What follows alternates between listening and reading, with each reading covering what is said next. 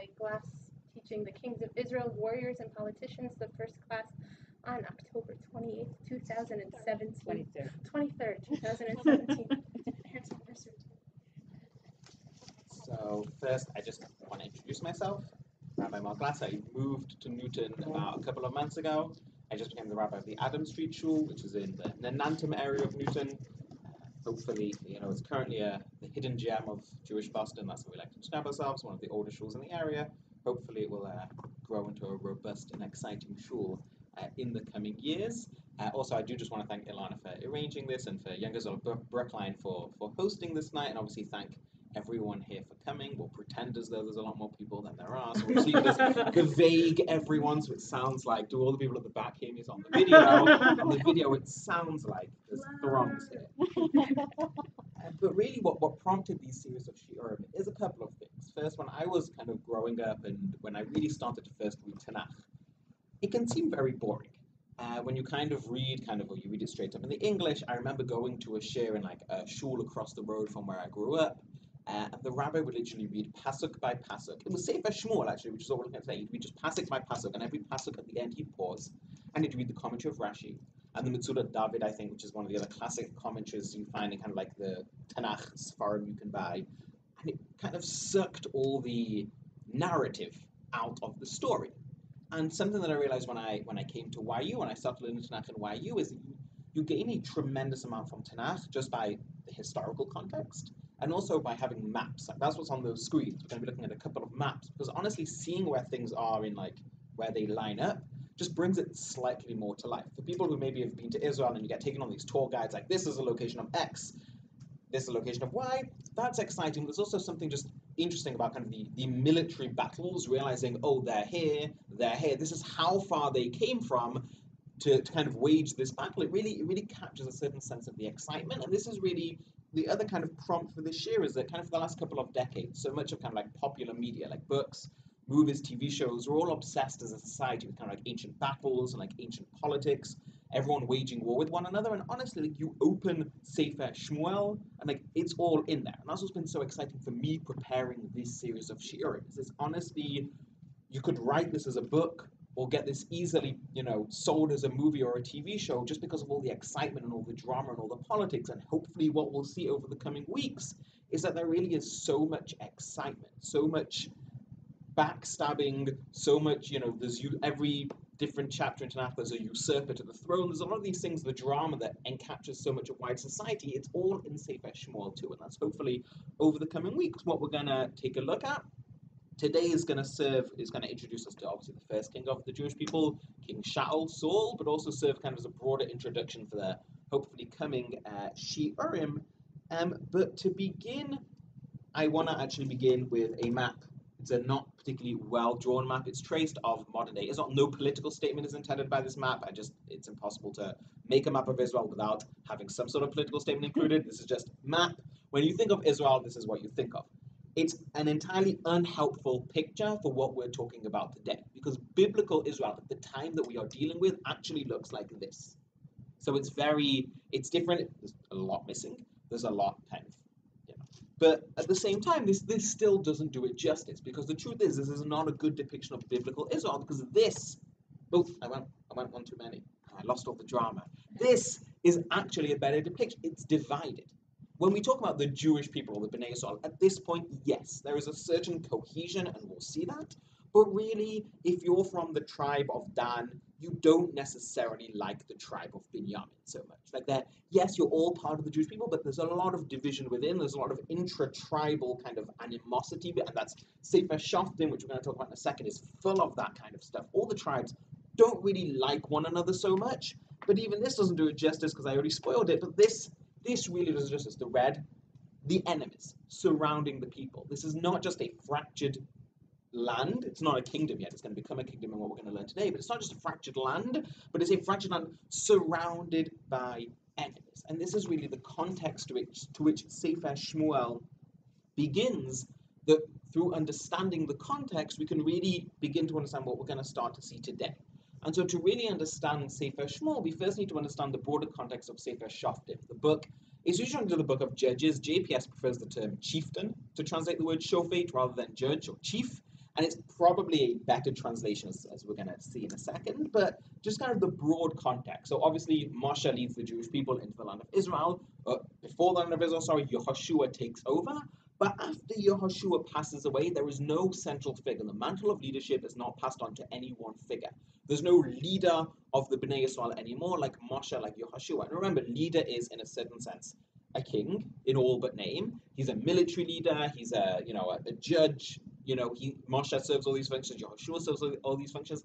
That goes away. That disappears. That no longer exists.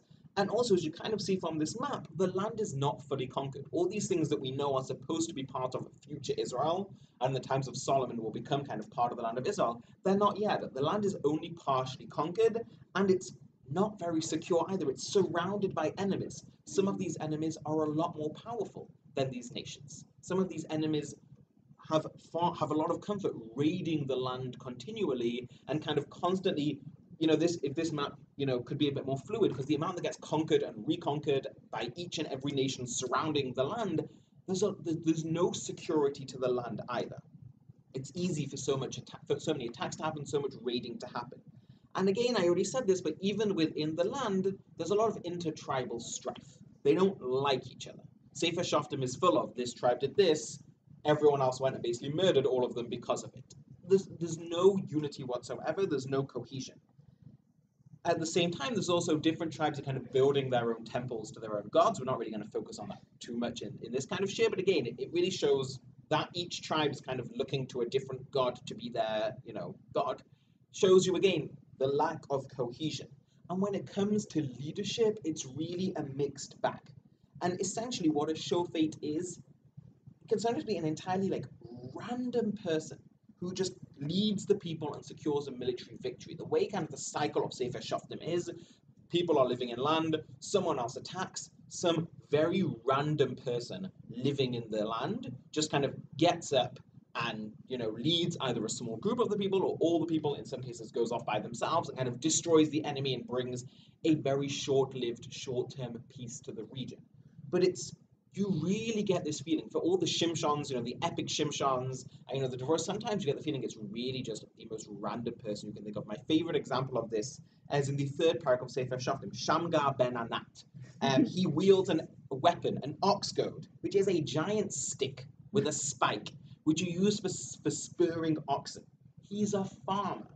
And I don't want to sound too elitist, but basically Sefer Shoftim is portraying that there was once Moshe leading the Jewish people, Yehoshua leading these people, a few generations later you have some farmer who just has a giant stick with a spike on the end of it, who just picks up the charge and goes and attacks everyone, and he's now the savior of the Jewish people. It's a charismatic leader, it's a hero, it's just any old person who'll just lead the people into battle, who'll deliver them. That's really the shofet, the chief. It's not a judge, it's the chief. That's the person who's he gets everyone together and he leads them to victory, but it's a really insecure and not very strong form of leadership. But it is the model of success that we see throughout the entirety of Sefer Shoftim. And it's really just local heroes just using their own strength, their own might, their own charisma to save the day. And not for very long. It doesn't last for a very long time at all. And this goes on for 180 years. That's a really long time. To try and gain a sense for myself of how long ago 180 years was. So, thanks to Wikipedia, there were 26 states in the United States 180 years ago. Michigan had just become the 26th state.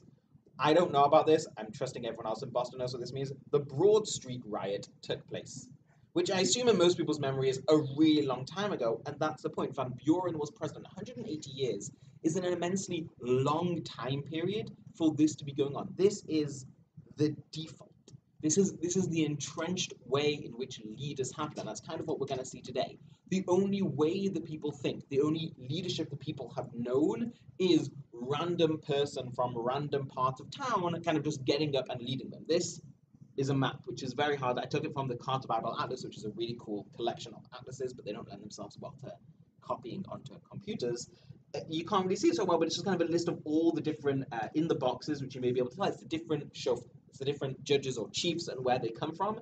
And again, they come from all over the land. They just get up. There's nothing centralized. There's no centralized leadership in any sense or another.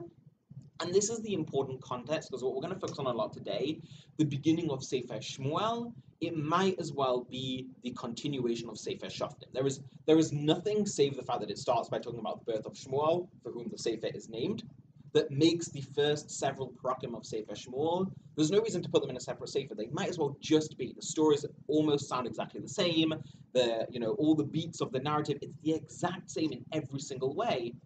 There's no reason, it's the continuation of Sefer Shoftim. It's the continuation of what's been going on for 180 years, and that's really what we're going to see. And the context of Sefer Shmuel is there's no peace. There are lots of enemies, and we're going to see that. There's lots of enemies really attacking and attempting to take control of various parts of the land. Again, there's tremendous enmity between the tribes, and there's no security, and they just rely kind of on one single charismatic figure. And just to kind of touch on three of the four major issues a potential king will have to deal with. So three of them really already emerge from just this context. The first is the king has to deal with all the enemies around the border. Obviously, that's something a king has to deal with. The second is a king has to try and unite the people. He's going to have to try and deal with the tribal enmity within his own borders. And third, obviously the most crucial, is his own ability to unite. Those first two, the ability to unite his own kingdom and defeat his enemies, hinges upon his own ability to lead the people. And this is really the politics of any king that any king faces. Is there's another thing which we'll talk about right at the end of this year, but these three things are the crucial aspects to which any king, if they're going to be successful, has to be able to deal with, and we'll already start to see a bit today whether Shaul kind of passes any of those tests of leadership.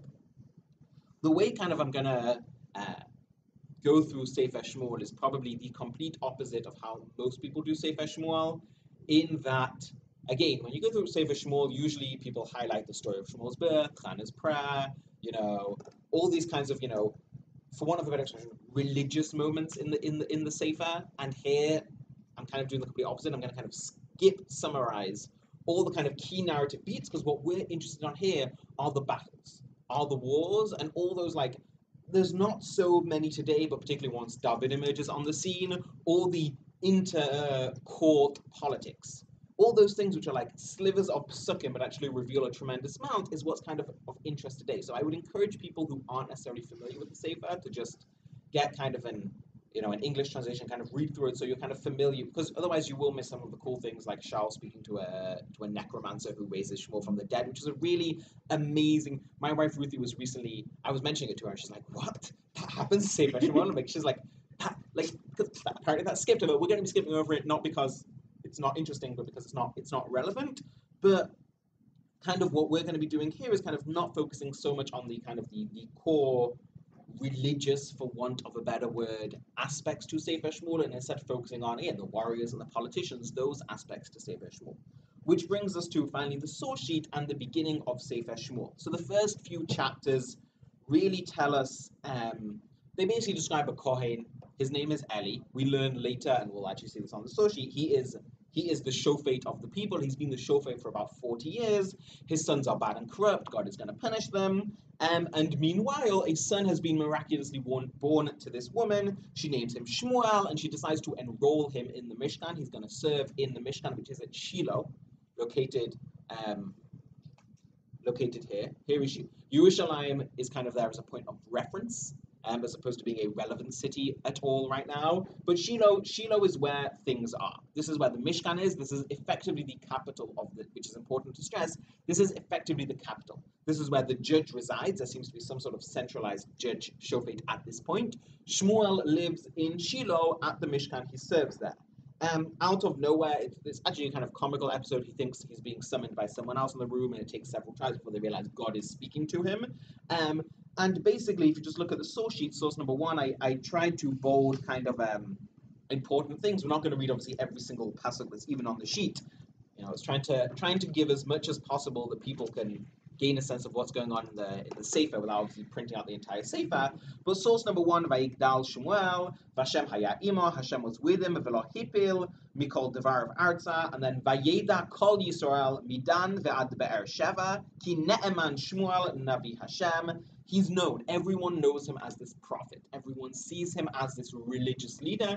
He gains respect throughout the land. And that's just, an important kind of point to realize. Shmuel is a very big deal.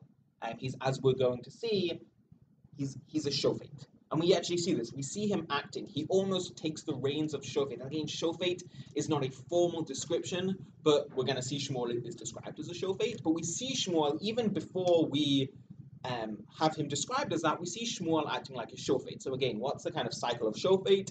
Enemy attacks, guy goes out to lead the people. They're very often victorious, though not always, as we'll see. And that's kind of what makes them a shofet. They can be a religious leader like a prophet, they can be a Kohen like Eli, or they can be a farmer. They can be anyone whatsoever. The main thing is military leader is what makes a shofet. And if we take a look at Sefer Shmuel, source number 2, ויהי דבר שמואל לכל ישראל, ויצא ישראל לקראת פלישתים למלחמה. They go out to battle the Plishtim in a war. I didn't print out the entire battle because I decided to animate it using a slideshow. I cannot promise I can do this for any other battle because it took a surprising amount of time, and I'm kind of making it sound exciting because it's really low budget, as you're about to see. But I think it captures the core essence of the battle here. But the key thing is the Jewish people, led by Shmuel, camp out at Even Ezer, which is right over here. So as you can see, it's pretty close to Shiloh. The Plishtim, who they're going to fight, the Plishtim who live around here, who are, again, like one of the classic kind of enemies of the Jewish people, move all the way. So it kind of also tells you they have control over this area to be able to move freely. So again, a large, significant area of the land is currently controlled by the Plishtim. What happens? Well, things don't go very well because the Plishtim basically just completely rout the Jewish people. They are effectively pretty much destroyed. This is where things get interesting, because what do they decide to do in order to try and encourage kind of their own troops? And basically they're going to seek out, they're going to ask God, they're going to try and play the magic God card, and that will bring them victory. They get the Aaron from Shiloh, as represented by this gold square, because trying to get a picture of the actual Aaron was incredibly tricky. Again, I'm using Keynote on Apple, I'm not a professional animator. And they bring it to Even Ezer. I know, this is really... for my day job, I should start doing animation. But they're so kind of grew again, because the truth is this excites the people. The people are tremendously excited. And originally, Plishtim themselves are terrified. They start talking about, oh my goodness, this is it. But then the sight of the Aaron doesn't do what the Bnei Yisrael think it's going to do for them. They think it's going to bring them victory, but all it actually does is just eggs on the Plishtim more. They suddenly become terrified of the presence of the Aaron so much that they become terrified they're going to become slaves of the Jewish people. So instead, that only spurs them on greater, and thus they destroy the Jewish people. They destroy the army there.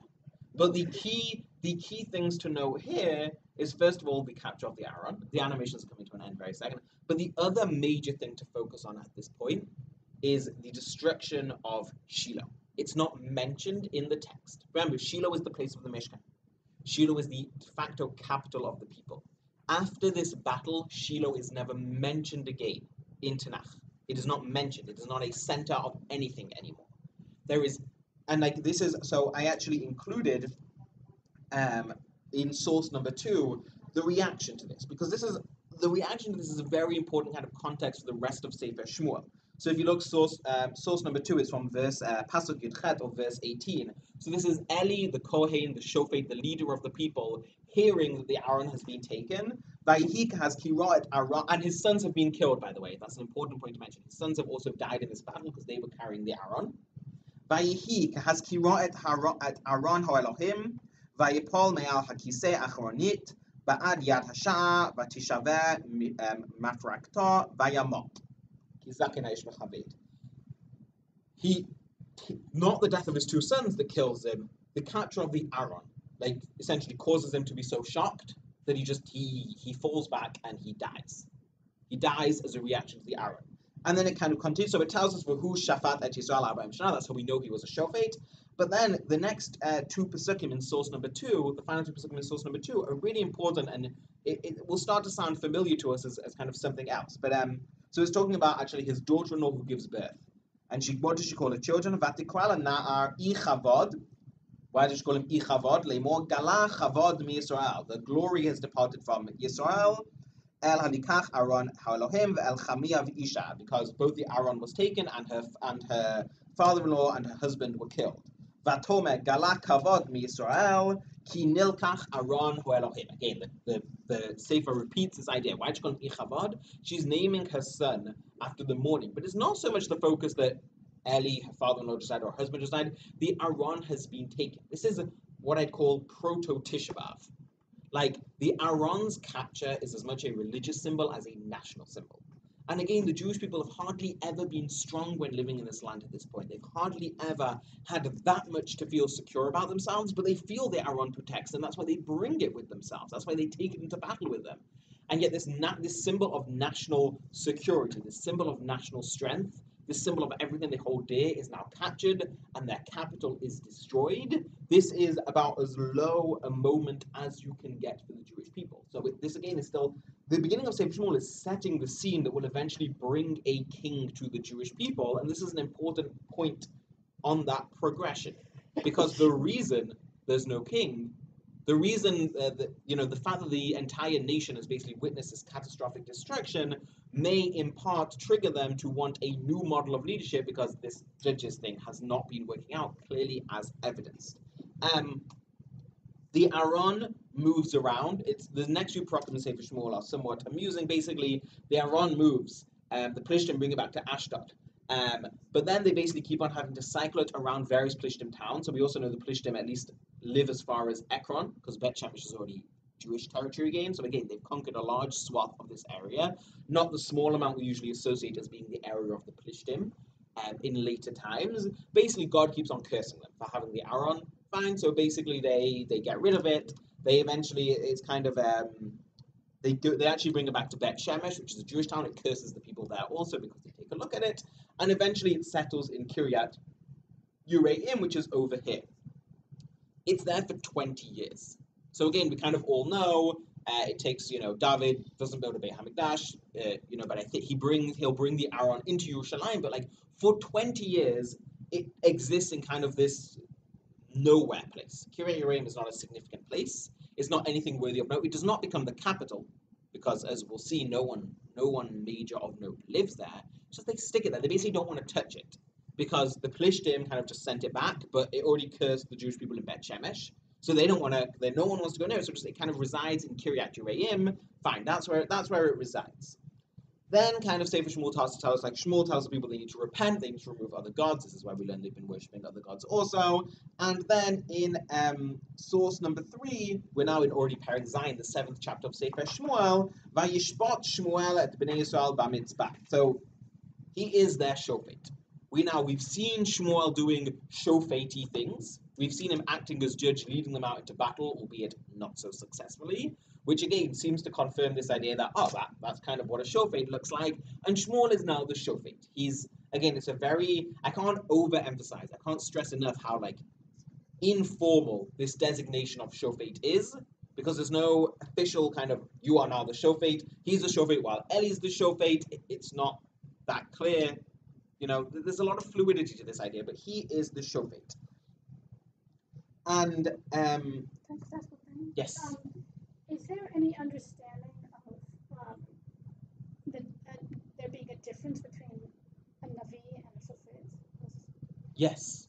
Because most of the Shoftim were not Naviim as well. So again, that's the thing. A Shofet is charismatic leader who leads the people into battle. So a Navi would be well positioned to do that, because again, and this is kind of, source number 1, like Shmuel is already recognized by the people as a leader. So it's a much easiest, if people already recognize his leadership, if they see him as a religious figure, as a man of God, when he's like, let's go to war, it's much easier for them to rally behind that than a random farmer guy who lives in a random tribe. So it probably lends itself to why Kohanim, why Nevi'im, why people who have some level of importance among the people, why that would lend itself to being a shofet, but it doesn't necessarily, and this is a very bad example, but it's like most presidents tend to come from kind of like wealthy homes, because like they get the education, they get the kind of thing that leads itself to be a president of the United States. Like, so too, like, you got to already be in a position to be recognized by the people and to be able to like drum up that support and excitement to go off and be a shofet. So it's the same idea. So that's why Shmuel succeeds so well as being a shofet. That's why he gains such recognition so quickly, because he's a Navi. But not every shofet. not every shofet is a Navi, not every Navi is a shofet, but there's definitely a relationship between the two in terms of how easily it lends one to being the other. And what we see in source number 3 is the fact that after the Aaron thing, so source number 3, after the bold, Pasuk Yud Gimel, Veyikan ha-plishtim v'lo yasvu od lavo b'gvul Yisrael. Oh, sorry, I skipped. Sorry, because I meant to summarize what's in the ellipses. So the first thing we read about, which I didn't print in the thing, because again, battles are actually very long to print on a sheet of paper. But basically, the first thing we read is after Shmuel gathers all the people at Mitzvah, and he's officially their shofet. He leads them once again to battle with the Plishtim, and that's when it tells us, Israel. They are subdued. Whatever Shmuel does, this battle is successful enough that they don't want to wage war with him anymore. They see Shmuel themselves enough as a military figure. They see the lack of success they had against the Jewish people this time around enough that they don't want to fight anymore. They don't want to raid anymore. They don't want to attack anymore. And it says, source number 3, verse 14, Vatashvona ha'arim asher lakhu plishtim me'et Yisrael liYisrael, all the places they had taken. So again, we get our first kind of clear proof here that the Plishtim had conquered large parts because they give it back. Me'ekron v'ad Gat v'ad Gavul hitzil Yisrael mi'ad Plishtim. So all these different places are basically, once again, Shmuel reconquers part of the land. So it's important, significant military leader. He's reconquering all these areas that had been previously conquered by the Plishtim. And then I bolded by Hishalom bein Yisrael uvein ha'emori. Vayishpot Shmuel et Yisrael kol yemei chayav. And furthermore, we're told there is peace even between the Emori, which again is further proof that there's lots of peace. And no one wants to fight with Shmuel. Whether it's, we aren't given details of peace treaties as we may be, revealed in kind of later parts of Sefer Shmuel and Sefer Malachim, or they don't want to fight, or there's been an agreed upon, decision not to wage war. But basically, Shmuel brings peace, which is very good. Again, the line between king and shofet, also what we would nowadays associate as a king, is as blurred as the line between kind of shofet. Both relationships to one another are incredibly blurred, but Shmuel is doing kingy things here. He's acting as shofet. He's reconquering parts of the land. He's bringing peace between the people. He's acting as this, officially recognized leader of the Jewish people. And it just then tells us basically that Shmuel lived at home. The rest of source number 3 is that he basically kind of go around. And, there's no recognized capital anymore for him to be based out of. Shiloh has been destroyed. So Shmuel kind of makes a circuit of the people. But now this is really the key kind of important part to Sefer Shmuel, and where it really starts to kick in for the introduction of the monarchy. And that's source number 4. Vayehi. Ka'asher zakein Shmuel. So Shmuel got older, so Shmuel has been a great shofet all his life. We're now skipping. There's a huge, between the end of Perek Zayin and the start of Perek Chet, there is, the screen fades and it shows up again X years later. Vayehi ka'asher zakein Shmuel. Shmuel's old. Vayasemet banav shoftim li Yisrael. He appoints his sons to be shoftim. Again, the line between king and judge, incredibly blurred. It doesn't seem to be clear why we're having a hereditary kind of passing of leadership, why a dynasty is being formed by Shmuel. But again, Shmuel has been successful enough a leader here that he feels that he wants to keep the leadership strengths going, and he basically designates his children to be shoftim after him. Vahishem b'no habachor Yoel, v'shem mishnehu Avia, shoftim b'Be'er-Sheva. Fine, we get their names. V'lo halchu banav b'darko, vayitu acharei habatza, vayitchu shochad, vayatu mishpat. But they were not as good as Shmuel. They took bribes, they perverted justice, they are not good. So this is the important context for us to realize. Shmuel wants to start a dynasty, essentially a kingly dynasty, but the next in line, no good. Terrible, people aren't happy. So what happens? Vayit kapsu kol zignei Yisrael, vayavo el Shmuel haramta, they gather to Shmuel, all the people gather, all the elders gather, vayomru elav, hine ata zakanta, you are old, uvanecha lo halchu b'drachecha, and your children are not following in your footsteps. Source number 4, ata Sima lanu melech l'shaftenu b'chol hagoyim. Give us a king like all the other nations. Vayirah hadavar b'nei Shmuel. Shmuel is not happy. Ka'asher amru tana lanu melech l'shaftenu v'yitpelo Shmuel al Hashem. And Shmuel prays. Shmuel goes to basically speak with God. What should he do? Now, what I didn't include in the rest of this is kind of the very well-known statement of God. It's not, don't worry, it's not you they're upset with, it's me. So it's somewhat relevant to just kind of unpack that a bit outside, but I honestly think I don't know how strongly I'd back this argument, and I'm definitely not the first person to come up with this, but I'd argue there's something to God's "it's not you, it's me," which makes it the very classic "it's not you, it's me," which is it's actually you. And there is an amazing, it's actually relevant for a couple of weeks' time, Parashat Vayera, where Sarah laughs at both herself being too old and Abraham being too old. And when God repeats the story to Abraham, he only mentions Sarah laughing at her own self. And Chazal from this are like, basically, we should act like God. God is a nice guy to people. He's like good with people. He doesn't tell them insulting things about other people. And what I think is basically going on here is God is doing that. It's not you, it's me.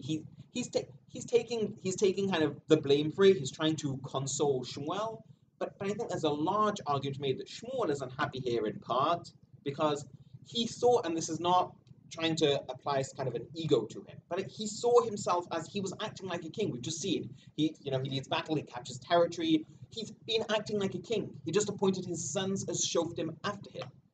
He plans on kind of establishing an unofficial dynasty to lead the Jewish people. And now the people have just told him, oh, we want an actual king like all the other nations, and he's really upset. And I didn't include it on the source sheet, but later on, I forget exactly where, I think it's at some point of Shaul's coronation, like, Shmuel has a gripe at people. He's like, wasn't I good to you?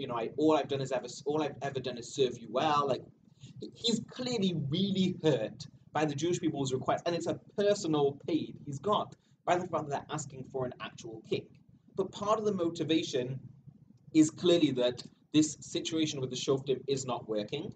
Number one, because for 180 years, things have not been... The Aron has now been captured, and Shiloh's been destroyed. So the national capital, the national symbol of the Jewish people the Aron is back with the Jewish people at this point, but it came very close to them losing it forever. There's a tremendous lack of confidence in the unofficial leadership that's been leading the Jewish people, and you can understand why they turn around and be like, give us a king like everyone else. Everyone else is beating us up. Everyone else is stealing our lands. Everyone is raiding and pillaging our towns. Like, this is the important thing. Like it's not like the Plishtim just like wage war. Like, they raid. They will go into a town. They will destroy things and capture things and steal things, and then they'll go back. There's no security. They want a king because they're looking at all these other nations seem to be doing all right for themselves. And whether this is a good assessment or not, but they all have a king. We don't. Maybe it's not the right fix, but they see it for themselves as that's the fix. They need a king. Shmuel is hurt himself because he thought he was fulfilling that role unofficially, but here they turn and they actually want a king. And what we're going to see for the rest of today is the first king Shaul really a king, or is he just really a continuation of the Shoftim? Because what we're going to see very clearly is basically he's just a continuation. It's like every last and first of everything. The last member of Chazal. The last, Tana is also the first Amora. The last, Rishon is also the first Achor. The last Shofet is the first king. And where exactly those lines, we've already seen them completely blurred anyway. So as we're going to see, Shaul is often described sometimes, I guess more scholarly literature as also the last judge of the people. He's the last shofet of the people, and we're going to see that very clearly. But we are then introduced in Perek Tet to Shaul himself. Vayihi ish mi Binyamin ushmo Kish ben Aviel ben Sor ben Bechorat ben Afiach ben Ish Yimini Gibor Chayil. So we learn of this guy whose name was Kish, and he was a mighty guy. He's clearly a known guy. He's someone who's known for being a military guy. He's a strong guy. V'lo haya ben ushmo Shaul, and he has a son. His name is Shaul Bachor Vatov, and he is this kind of old. He's young and handsome. Ve'ein ish mibnei Yisrael tov mimenu. No one's there. The term here is really in attractiveness and physical appearance. And he's taller than everyone else. So basically, there's this tall, really good-looking guy who lives in Binyamin. So first of all, this kind of sets off a bit of a red flag because this does not seem like a good quality to look for in a leader. Their looks and their height. I mean, there's the famous kind of research done that the first presidential election, I think it was Kennedy, which was televised. Kennedy's visible good looks gave him an edge, and apparently he was sick, but it made him look good on the camera. It made him look like he had a healthy kind of glow. I was once listening to some podcast talking about this. Essentially, physical appearances do matter, but they're also not necessarily the best requirement when one looks for in a leader. And all we're told about this guy, Shaul, the narrative will tell us more kind of important qualities, but what it wants to highlight here is he's good looking and he's tall, which is perfect kind of stooge king material, but very bad actual king material. And how much the intention is for him to be a stooge king and how much the intention is for him to be a real king is a tension we're going to see, in the emerging Pesukim. But it also describes his father as somebody having strength, military might. So there's sort of this, like, yeah, he's good looking, and he's tall and he's good looking. And by the way, he brings all this kind of military power behind him. Exactly. The idea that he as his father was a great kind of man of valor, so too he must be. Because it's a good connection, but it may not be it's a good branding connection almost. Here's this guy, he's tall, he's good looking. Oh, and do you know who his father is? Strong guy. He looks the part. Whether he is the part is kind of the question that emerges from the psukim that describe his reign. And we're going to skip over the story of how Shaul encounters Shmuel and finds out he's going to be king. But what's important to note is source number 6. So this is Shaul has now met up with Shmuel. Vayashkimu, vayhi ka'alot hashacha ve'ikra Shmuel al Shaul hagaga lemor. So they're on the roof. Kuma va'ashalachecha. I'm going to send you away. Vayakam Shaul vayitzi shneim hu u'Shmuel hachutza. Hema Yordim b'ktzeh ha'ir u'Shmuel amar al Shaul emor lena'a vayavo'o lefanenu. He tell everyone who's with us to go away. So Shmuel and Shaul together, who are now standing together. Shaul has stayed, over where Shmuel lives, kind of for hospitality. V'ata amod kayom va'ashmiacha et devar Elohim, and I'm going to tell you the word of God. Vayikach Shmuel et pach hashemen, vayitzok al rasha, vayishakehu, vayamor halo ki mishachecha Hashem al nachlato lenagid. He basically anoints him, but it's very private. No one sees this except Shmuel and Shaul. So Shaul, in this very unofficial ceremony, is told purely by himself, "You're going to be the king. You are now the king of the people," and he's anointed as so. But it's not a coronation yet. It's just he's simply told he's going to be king. And then, where is this anointing coming from? I mean, we see Kohanim anointed. Correct. Why is he anointing a king? Is that what everyone else did? What is this idea? Oh, why do kings get anointed? That's a really good question. Now we anoint kings because that's what he did, right? But why is he doing this? I'd assume that's what you do to a king. When it may be that there is a much better explanation, and I just don't know it. But sometimes the best explanation for mysterious acts in Tanakh is that's what you do. Like if that's again, it's known that that's how you anoint a king, and it wouldn't shock me if all the other nations around anoint their kings in a similar way. But yeah, that's the anointing process. But source number 7 is really a crucial verse. This is Shmuel talking to Shaul. V'haya kitavona ha'otot ha'ela lach asei lecha asher timtza yadecha ki Elohim imach. Act as the occasion arises, for God is with you.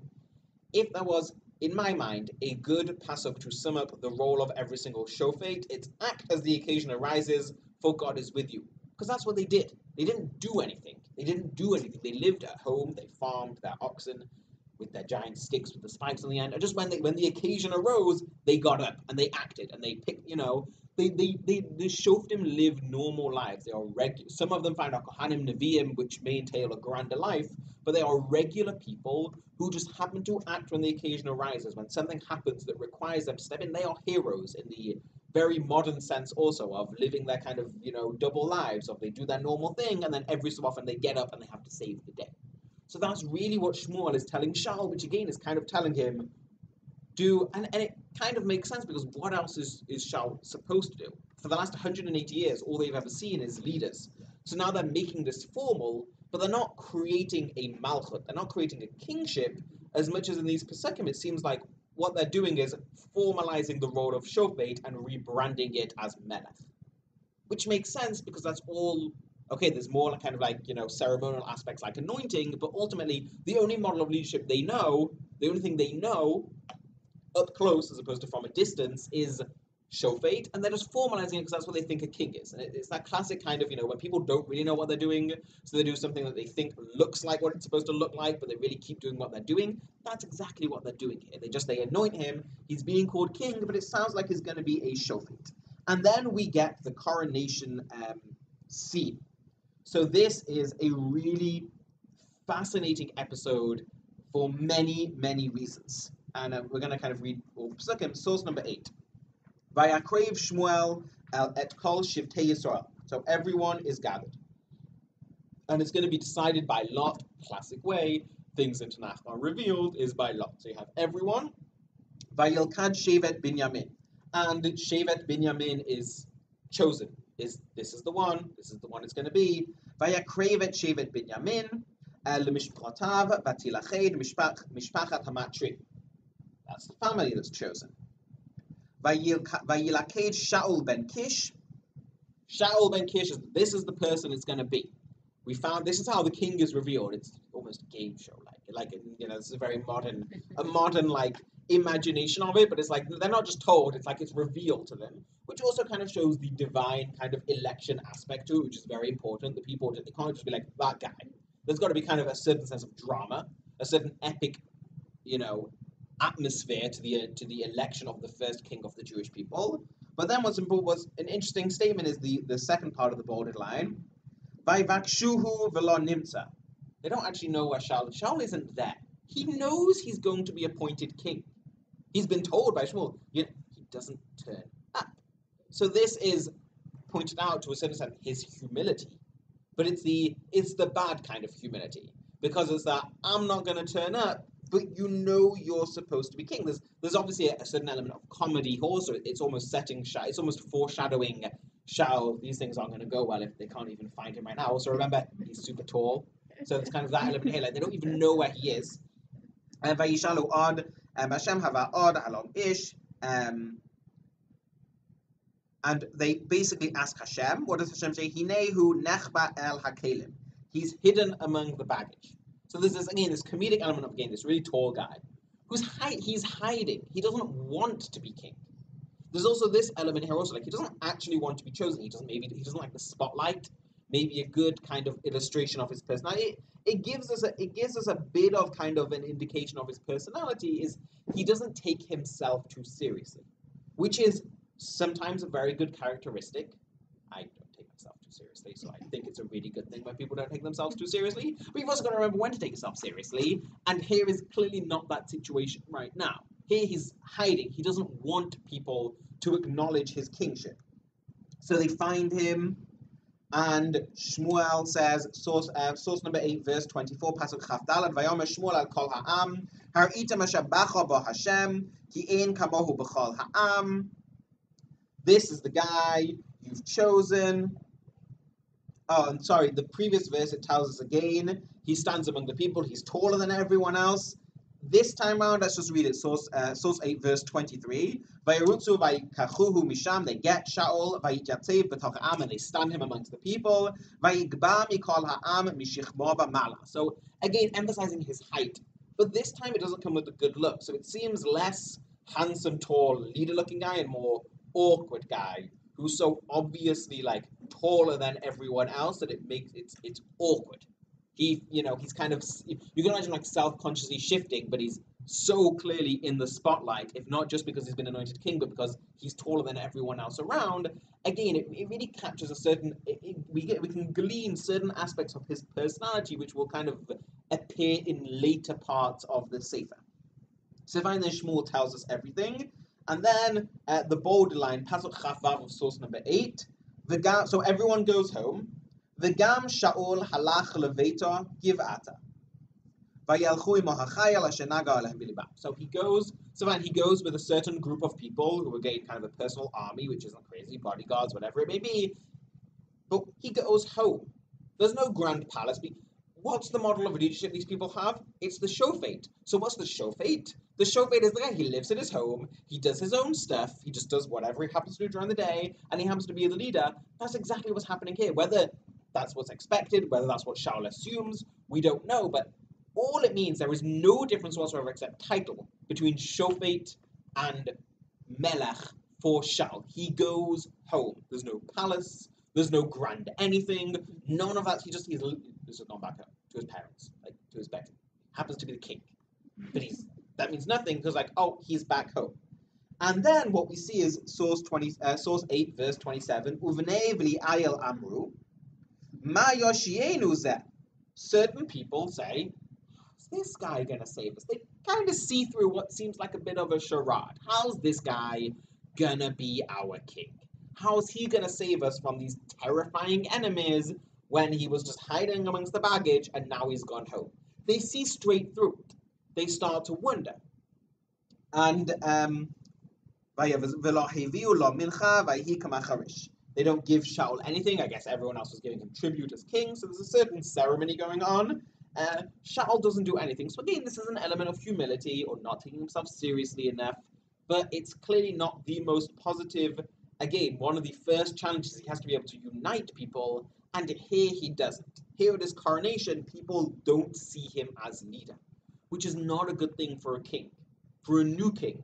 It's one thing if a dynasty has been established, fine, and then the reason you respect the king is because they're the king. But when you're starting a new dynasty, the only reason you're going to be respected is because of who you are, and they're not going to respect him. They don't respect him here, which is obviously a huge problem.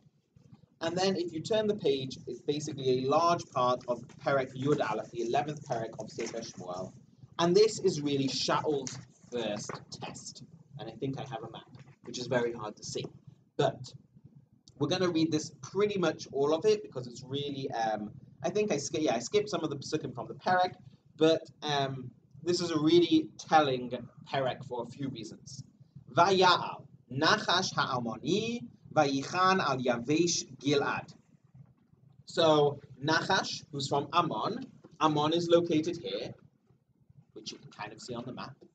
Yavesh Gilad is here, so it's within. This is the red border is. This is a map online that I found by Google image search. So I cannot claim it's the most accurate representation, but good enough for our purposes because it's more being illustrative. But either way, they go into the territory of the land of Israel, Nachash, and they besiege this city called Yavesh Gilead. What happens? And this is straight after they've been coronated. The people finally have a king. They finally have someone who's going to lead them. Huzzah! Vayamru kol anshe Yavesh al Nachash karat lanu brit v'na'avdecha. We give up. They just wave the white flag right away. They're like, just we'll serve you. We don't want any part of this war. We are happy to become a new Ammonite town, and we are happy to become, people of Ammon. Vayomer alehem, Nachash ha'emoni, bezot echor lachem. Only on this condition. Bin kol lachem kol ein yamin. If you take out your right eye, v'samtiha cherpa al kol Yisrael, as a degradation to all of the people. So, first of all, Nachash, clearly not a nice guy. These people are like, we give up. And he's like, no, I want to humiliate the people. And again, they've just appointed a king. There's a certain sense of national fervor perhaps in the land. And up this guy comes, and his very first people he encounters, they're like, we give up. And he's like, okay, but I'm not just going to accept your surrender. I want you to pull out your eye in order to, again, show the power of Ammon in contrast to the power of the power of Shaul, the power of the Jewish people. Vayomeru elav ziknei Yavesh. They turn around to him. What's their reaction to this incredibly ridiculous, offensive, ludicrous, suggestion? Heref lanu shivat yamim v'nishlecha malachim b'chol gevul Yisrael v'mein moshio tanu vayatzanu elecha. Give us a week. We're going to reach out to people. We don't really expect them to respond. And after a week, fine, we'll do it. Like, this really sets a scene of, even though they've appointed a king, not much has changed. There is no national confidence. There is no belief in any sort of unity that people will come out. What's essentially happened is he's turned to this town, which is on the border, and they're gonna ask people, please come save us, which again tells us how kind of things happened. They're gonna kind of be like, please, people, rally to our side and help beat us, help beat the enemy. But they are so seemingly content for that not to happen that they're just like, if no one comes, if no one comes, unless it could be a stalling tactic, but it really seems to be from the broader context that this is a lot. They don't kind of believe anything's going to happen. They want 7 days. They're going to try, but they don't really expect much to happen. So this is a walled city, I assume. Why on earth would he not just overrun it? There must be something keeping him from just entering the town and taking it over. Why is he saying sure? Why would he accept 7 days? So there must be some cost. He must have to lay siege to a city. Correct. As in, it's not necessarily 100% simple for him. There could be some sort of rules of war. That rules of war are ancient in the sense of like honoring certain, treaties. Like this is essentially a treaty. So they've turned around and they've said, you don't have to conquer us. We will admittedly, just give up to you. And he said, fine, but on this crazy condition. And they're like, fine, give us 7 days. So wars are avoided at all costs. For most of, for all of human history, you never want a war. This is why later the story of David and Goliath is kind of the classic, champion. You don't actually want to send your men into war because they don't want to do that. And we'll see, hopefully next week with Shaul, kind of the military cost of battle is something you always have to weigh up in your mind, because if your soldiers think they're going to be taken to an unnecessary war, they're not going to be happy and they're going to rebel against you. So there is a certain sense here that, yes, he could have, attacked the town, but what do you do when you first lay siege to a town? You send out your messengers and you're like, we will crush you, but instead kind of, let's kind of have a treaty. So that's why I think there's a sense of, yes, he's not going to necessarily, if they have to fight, he may lose people, and he doesn't want to have to go through that. And really his goal is ridiculous humiliation, is to show the weakness of the people, and therefore he doesn't want to have to fight, because if he fights and overruns the people, that just confirms what was already known. He's trying to get them even a step lower, which is, look how pathetic these people are, that they are so terrified to fight me, that they will gouge out their eye, and obviously that will improve his own esteem in the region, because he will then be known as the guy who made those people were so terrified of him they pulled out their eyes. So, you see here this element of these people are laid siege. What happens next? Pasuk Dalet, after the bold bit. Vayavo hamalachim givat Shaul. So they get to where Shaul is. Vaydabru hadvarim ba'aznei ha'am. They tell the people. Vayisu chol ha'am et kolam vayivku. Everyone starts crying and weeping. So again, no one's like, get the weapons, lads. It's all, oh no, they're all going to die. Poor them. This is really sad. National tragedy number 258 on the list of national tragedies that have been happening for the last 180 years. V'hinei Shaul ba'acharei habaka min hasadeh. And Shaul was coming with the oxen in the field. He's out farming. So again, Shaul is not sitting on a throne, holding court, listening to these people. He didn't even hear these messages. He's out farming. So again, you have this, I don't know what to make of it. Is it, again, the model of leadership is shofet. Shofets have day jobs. Shaul has a day job as a farm. Or alternatively, or it's probably both, Shaul doesn't take himself so seriously that he's like, I'm the king, better make myself useful, and goes back to farming. He doesn't really see himself as a king. No one knows what a king is. So in their minds, king is just, he's our official guy, but he's a farmer. So he's still farming. He's not even around to hear this message. That's how out of touch he is with what's going on. He's in his own world, happily, farming, doing farming things, as you can tell. I grew up in an industrial town, so for me it's just, you can do farming things. He did farming things. But then, why is everyone crying? And they tell him what happened. Vatitzlach ruach Elohim al Shaul, the Spirit of God comes upon him. Kishamot hadvarim ha'ela vayicha apomad. And then, so God comes to him, and he gets very angry. Vayikach tzemed vaka vaytanchehu. and he takes the yoke of the oxen and cuts it into pieces. Vayishlach b'chol gvul Yisrael biyad hamalachim le'mor asher einenu yotzei acharei Shaul v'achar Shmuel ko ya'aseh livkaro. He takes this yoke, he cuts it up, and he's like, whoever doesn't come forth to fight for me and Shmuel, so shall be done to his oxen. Vayipol pachat Hashem al ha'am vayetzu keshachad, and everyone joins him. But there's a few things to unpack. So first of all, part of the reason I mentioned giant stick with spike guy as one of the judges, because I think it's a really fun example of show fate, but it's reminiscent here. How does Shaul summon the people? Not as a king. He doesn't send out kind of the people on the horses or whatever they are using, because horses may not have been around then, but doesn't send out the messages, summoning people, lighting the beacons, summoning people to assemble nationally. He does it very, very low tech. He cuts up oxen and a yoke, and he threatens them again with their farming things, which is a very it's a threat. But you could have thought he would have done this will be you, as opposed to this will be kind of your livelihoods. But nonetheless, it's a threat. But the other thing is, he says, who doesn't go after Acharei Shaul, the Achar Shmuel. So you're following Shmuel and Shaul. So who's the leader here?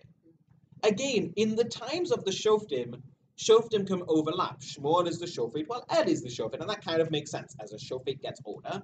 But now Shmuel is also still being included. So fine, maybe it's just he's the Navi, so fine, he's going to lead the people because he's the religious leader, and the history in Tanakh is that religious leaders go out to battle with the people. But there does seem to be this point that Shaul's legitimacy, Shaul and Shmuel are two names that are very hard to try and separate the two, and I keep on worrying I'm going to confuse the two. Shaul's legitimacy, it seems, derives so much from Shmuel. He doesn't derive his legitimacy from being the king of the people. He derives it from being the guy with Shmuel. So again, there's this feeling here of not so much respect either for him from the people or alternatively as he sees himself. But either way, you get this feeling that he is a king in only as a name. He's a king. He's a shofet in all but name, was the phrase I was trying to say. He's a shofet in all but name. They've just given him a new name, king, but really, again, this story still, we're now, apart from a coronation episode, all of this could have been in Sefer Shoftim. This is literally sounds like a story from Sefer Shoftim. People attack, guy does something really dramatic, and so then it describes, fine, Shaul musters the forces, and he destroys them, fine, he destroys Nachash. Again, these kinds of military battles aren't kind of the interesting ones to focus on, it's more the inter-tribal battles that we'll be focusing on later, but basically he routs Nachash, fine, saves the people of Yabesh Gilead, and then what happens? Vayhi mimacharat vayasim Shaul et ha'am shlosha rashim vayavo b'toch ha'machaneh bashmar taboker. Okay, yeah, they rout. I included one passage in there, but vayomer ha'am el Shmuel. So they defeat the people. Vayomer ha'am el Shmuel mi ha'omer Shaul yimloch aleinu. Tenuhu anashim un mitet. So now everyone believes in Shaul. He's proven himself. He gets the people the exact same way a shofet would. He rouses them, he gets them together, he goes out to fight, he destroys the enemy. Now everyone believes in him. What happens? Now the people are like, who are those people, by the way, who were doubting Shaul as leader? It seems like we didn't get the impression everyone was believing him as leader, but nonetheless, now everyone's kind of is drinking the Kool-Aid. Suddenly, this one battle, Shaul has proven himself, which makes sense, because until this point, all we know about Shaul's reason for being in leadership was he was tall, he was handsome, and he spent his whole time farming and not really acting like a king. He finally does something like a shofet or king would, and he gets the respect of the people. And this is what causes him to be seen as king. So much so that the people are like, let's kill those people who were saying he's not good enough to be king. What happens? They don't do that. Shaul says, Vayomer Shaul, source 9, verse 13, Vayomer Shaul lo yamut ish bayom hazeh, ki hayom asa Hashem teshua b'Yisrael. It's a day of deliverance, we're not going to murder anyone. And then what happens, this is what we're kind of going to end on, Vayomer Shmuel el ha'am, L'chu v'nelcha hagilgal, unchadesh sham hamelucha. Let's go to Gilgal and renew the kingdom there. In other words, let's do this coronation properly. That first coronation, everyone knew. It seemed everyone was aware. Not a real coronation. It was maybe the test coronation. It was the fake coronation.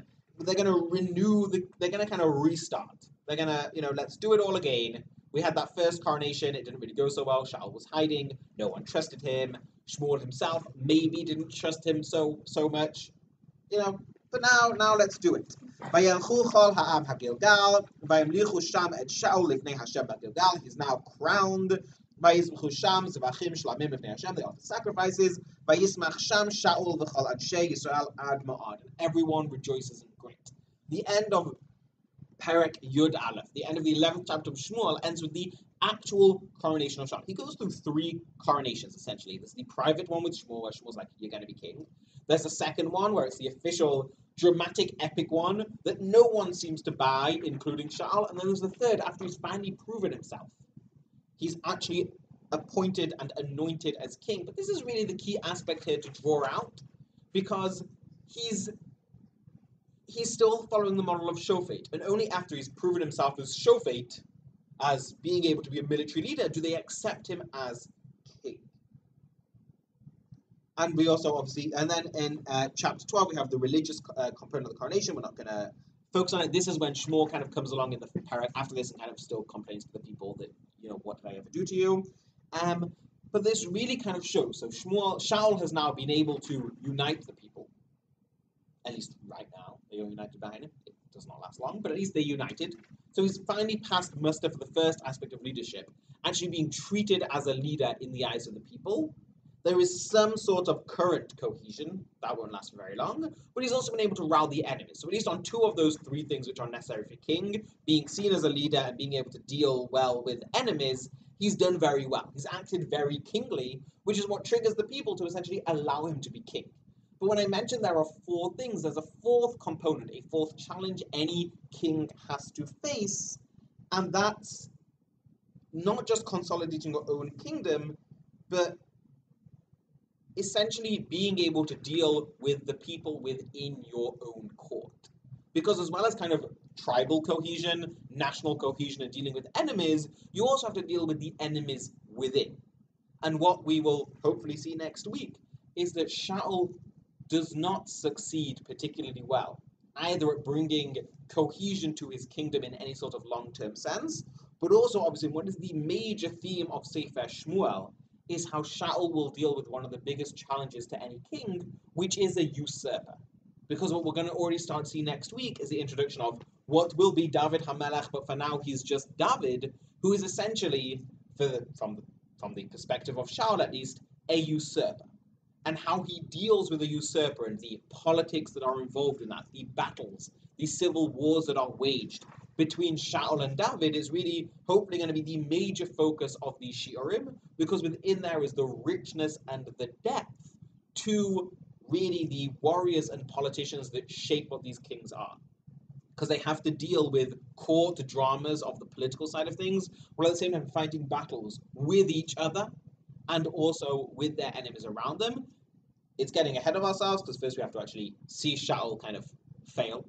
I mean, we only just saw him do well, so it's a bit sad that the next parak is him failing already, and start to be introduced to David HaMelech. But what we've seen today is really this institution of kingship for the Jewish people is not kind of this formal break. There was the period of the Shoftim, and then there was this period of kings. Sefer Shoftim ends, Sefer Shmuel begins, and Sefer Shmuel is about kings. Really, Sefer Shmuel, for everything up until now, is the continuation of Sefer Shoftim. It's fluid. And what we've seen is Shaul is far more the last Shofet than the first real king. And the huge contrast will come when we see, Shaul start to act more kingly, which will come for all the good and bad that brings. And at the same time, David HaMelech, who himself will start to exhibit far more of the classical things kings do than Shaul ever does. But that's really what emerges from these opening parakim of Sefer Shmuel.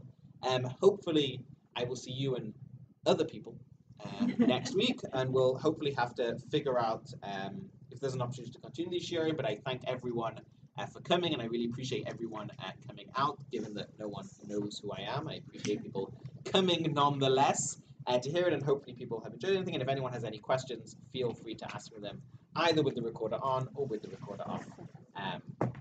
But thank you very much, and once again, thank you to Alana for arranging all of this. So where's Gilgal? It is right here. Okay. So Shmuel is in Ramah. That's where he Which lives. is right there. He's been riding circuit. Yes. Bethel, Gilgal, Ramah, Mizpah. Mm-hmm. These are all around here. Why is Gilgal the place they go for a coronation? They've got an Aaron that's sitting idle in some sticks. They've got the ruins of Shiloh. Why Gilgal? I mean, other than the tempting idea of we're turning over something here, but aside from that. I mean, it is a mountainous region. All of that area is mountainous. Yeah. Honestly, I cannot tell you. Again, this is where, say, a biblical scholar would be like, from here we see that Gilgal is a significant location for the people, even if Tanakh does not officially express it, for we see that they choose to go. See, it's kind of the reverse of that is we see Gilgal is significant because they choose to go there. Maybe it's a big enough place to hold all the people. You know, that could be, there are the epic reasons, and then there are the smaller reasons that perhaps it's just a good place for people to be gathered. But it's a good location that's kind of central to really the major area of the kingdom. Now, the other thing I'm finding kind of striking, and I'm a little bit worried about your theory of Shaul's kingship and how he sees his early reign, in that you're advancing this idea that he gets made king, but he's really still acting under this old shofet model. He's still acting as just some guy who's got a day job. But I'm fearful that we're projecting a modern idea of kingship backwards. And I'm wondering if there's any evidence that, in fact, the kings of all of these other countries were hanging out in palaces, or whether that's a later development. You know, I mean, it makes sense that Shmuel is doing something. He doesn't have a day job because his day job is Navi. He rides circuit. He does his Navi thing. You know, word of God, blah blah. Great, but it's not clear to me that there's a model for Shaul to follow. So there's two things I'd say. The first is, I mean, even outside. When the people approach Shmuel and say they want a king, Shmuel gives them this laundry list of things a king will do. He will take the best of you for war. He will take the best of you for this. He'll live a grand life, and you'll all serve him. Okay. So he describes kind of the prototypical king in those pesukim that I didn't include on the sheet, so I can't recall. Sure, I remember the scene though. But that clearly tells us kind of what people do imagine a king to be, and that gives us a bar to which Shaul is not following in any way. And second is the king who comes after him is David, who acts very much like we would imagine an ancient king to act. He builds a palace, he has lots of wives, he lives a good life, Shlomo even more so. So it's clear that... Right, but he doesn't do that until he succeeds in consolidating power. Correct, he doesn't do that until he's officially the king. Again, something David HaMelech has that also, where he's appointed the king long before he becomes the king. That's part of, you know, the classic kind of drama of ancient battles of you have more than one king in a country at one time, and they all fight to decide who actually becomes the king. But I find it more likely to believe that it's not Shmuel is kind of creating this list out of nowhere of what a king will be, or David is the first person ever to act like the king we kind of imagine modern days. He's describing a present, not a correct. And I think even going further back, if you look at kind of, you know, historical evidence of the palatial surroundings of ancient kings, you know, even though, you know, the classic is we are wealthier than the greatest, like, ancient king, you know, fair enough. But like, yeah, they still live the high life. I'm not saying some of these other nations. Yeah, he has a model. And so that's a model for the wives, the palace, the buffet. Some of these other nations, maybe, you know, city states, definitely like the Canaanite kings may have been again, like kind of chieftain. The blur between chieftain and king and what exactly that looks like. So yes, it's my point is not to highlight Shaul acting as king as kind of, but really shofet as a problem, but more to illustrate that the all that changes is the name. And we do see that there are other examples of king, and David will change that. David is so clearly a king. You would never even think to describe him as shofet because he doesn't act like a shofet. Shaul really is. He's not just the first king, but he's really the last judge. And what I was trying to emphasize in part is that there is no, even though in our Tanakh there is that hard line where the page ends and then we turn over the page and it's now Sefer Shmuel, that's an artificial ending more or less, except we start to focus on Shmuel. And really the reign of Shaul for most of it, until really this point, really belongs in Sefer Shoftim as a kind of mental picture.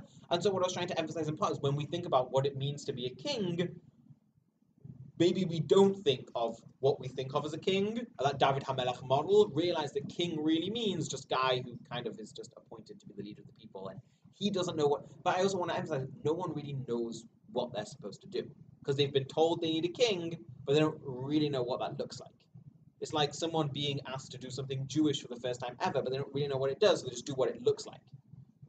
It's the same thing, they don't know what a king really does, so they do what they think a king would look like, but they completely miss the mark. And I think there are enough models, both from Shmuel's own criticizing of the people and from other nations around them, and the fact that David must have got it from somewhere, that there is a clear model of kingship that Shaul does not follow. Intentionally, maybe, and maybe the people themselves because he doesn't want to be treated great and grandly. That's clear from his personality. So that's I think, something. So